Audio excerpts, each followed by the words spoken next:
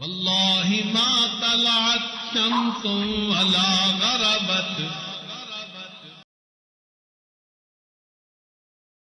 اب اللہ کی شان، جس رات نبی علیہ الصلوۃ والسلام کی ولادت مبارکہ ہوئی، بی بی آمنہ فرماتی ہیں کہ ہمارے گھر کے اندر چلانے کے لیے چراغ کے اندر تیل بھی نہیں تھا، لیکن جب نبی علیہ الصلوۃ والسلام کی ولادت مبارکہ ہوئی تو کچھ عجیب سے واقعات رونما ہوئے. سب سے پہلے جب نبی علیہ الصلوۃ والسلام کو ولادت کے بعد میں لٹانے لگی تو آپ علیہ الصلوۃ والسلام اس وقت اللہ رب العزت کے حضور سجدہ ریز ہو گئے، ایسے ہو گئے جیسے سجدہ کر رہے ہیں.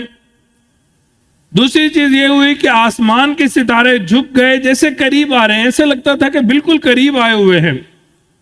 تیسری چیز، کسریٰ بادشاہ کے محل کے 14 کنگرے تھے وہ گر گئے. چوتھی چیز، فارس کے اندر آتش پرستوں نے ایک آگ لگائی ہوئی تھی جو ہزاروں سال سے جل رہی تھی، کبھی بجھی نہیں تھی، ہمیشہ مستقل جلتی رہتی تھی. 1500 سال سے تقریباً وہ آگ اچانک بجھ گئی. پھر کسریٰ بادشاہ نے ایک خواب دیکھا. اس نے دیکھا کہ عربی اونٹ ہیں اور ان کے آگے کچھ گھوڑے ہیں. وہ عربی اونٹ ان گھوڑوں کو دھکیل رہے ہیں اور پار بھگا رہے ہیں. اب صبح اٹھا تو اس کی طبیعت عجیب کہ میں نے کیسا خواب دیکھا. تو اس نے تعبیر والوں کو بلایا. تعبیر کرنے والوں نے بتایا کہ ہمیں لگتا یہ ہے عرب کے اندر کوئی ایسی شخصیت پیدا ہو گئی ہے جس کی وجہ سے عرب کے باقی لوگوں کو عرب سے باہر نکال دیا جائے گا. اس نے کہا میرے محل کے 14 کنگرے گر گئے ہیں.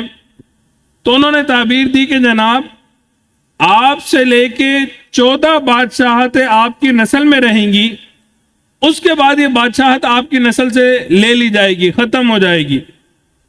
کسریٰ نے سنا کہ 14 بادشاہتیں ابھی آگے رہیں گی تو مطمئن ہو گیا کہ آگے 14 نسلوں تک میری بادشاہت رہے گی تو کوئی مسئلے والی بات نہیں ہے.